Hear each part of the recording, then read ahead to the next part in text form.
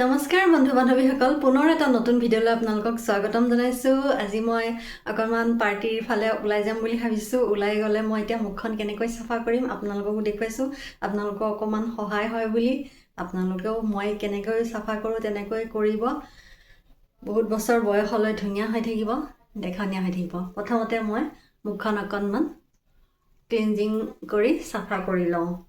তাৰপাছত মই পেক লগাম। সকলোখিনি আপোনালোকক দেখুৱাই আছোঁ।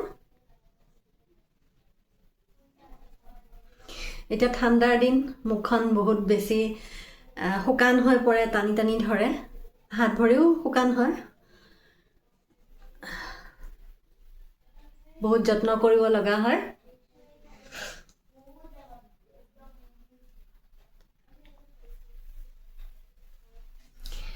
দিনটো ৰাতিপুৱা এবাৰ সন্ধিয়া এবাৰ মুখখন ক্লিনজিং কৰিব লাগে।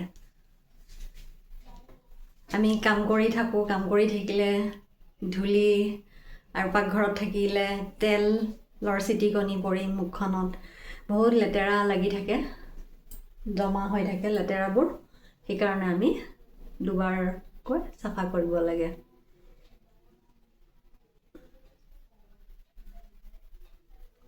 এখন মই ভিজা টাৱেল ল'লোঁ, চাফা কৰিলোঁ। এতিয়া মই পেক লগাম, আপোনালোকক দেখুৱাই আছোঁ। মোৰ পাকঘৰতে কামো হৈ যায় আৰু মুখৰ চাফা কৰাও পাকঘৰতে সকলোখিনি হৈ যায়। সেইবাবে মই পাকঘৰৰ পৰাই দেখুৱাই আছোঁ। ইয়াতে মই 1 চামুচ ল'লোঁ মুলতানী মিট্টি।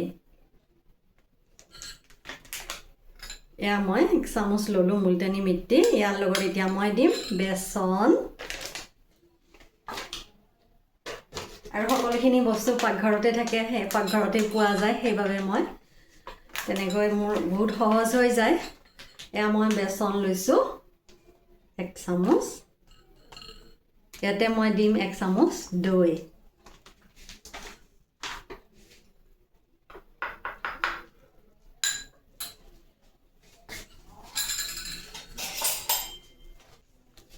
এয়া একদম পিয়ৰ টেঙা দৈ হয়, গৰু গাখীৰৰ একদম সতেজ টেঙা দৈ। ইয়াতে মই এতিয়া 1 চামুচ দৈ দিছোঁ।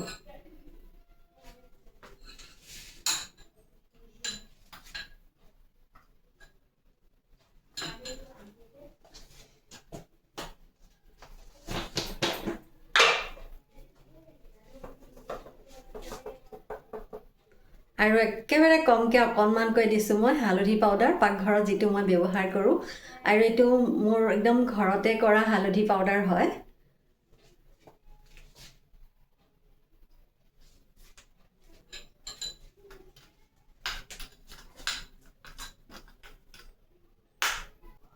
ইয়াতে অকণমান নেমু ৰস চেপি দিম। এতিয়া মই অকণমান দিলোঁ মৌ দিছোঁ অকণমান, আধা চামুচমান।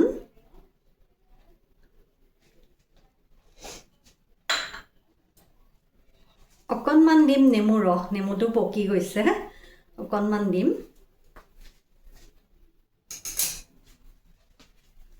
চাৰি 5 টোপালমান দিম ইয়াতে।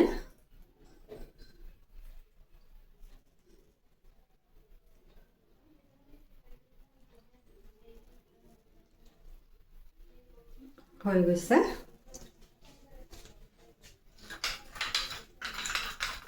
গোটেইখিনি ভালদৰে মই মিক্স দিছোঁ। মিক্স দি এতিয়া মই হাতেৰে লগাই দিম। মই ব্ৰাছেৰে লগাবলৈ বেয়া পাওঁ, হাতেৰে লগাই মই ভাল পাওঁ। সেইবাবে হাতেৰে মই লগাম গোটেইখিনি।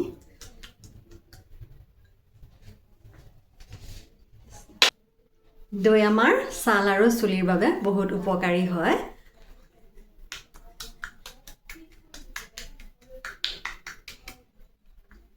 ভালদৰে মিক্স কৰি লৈছোঁ মই।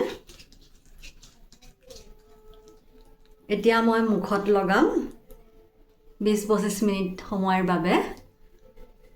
মুখত লগাই ঠাণ্ডা পানীৰে মুখখন ধুই দিম।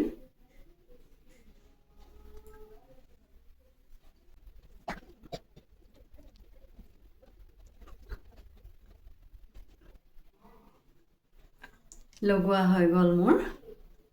ধুই পেলাই আপোনালোকক দেখুৱাম। মুখ ধুই আহিলোঁ মেকআপ নকৰাকৈ মাত্ৰ অকণমান লিপষ্টিক লগাইছোঁ আৰু অকণমান কাজল লগাইছোঁ কেনেকুৱা লাগিছে আপোনালোকে জনাবচোন বাৰু তেনেকৈ আপোনালোকেও পেকবোৰ লগাই থাকিবচোন তেতিয়া বহুত বছৰ বয়সলৈ ধুনীয়া হৈ থাকিব দেখনীয়া হৈ থাকিব ধন্যবাদ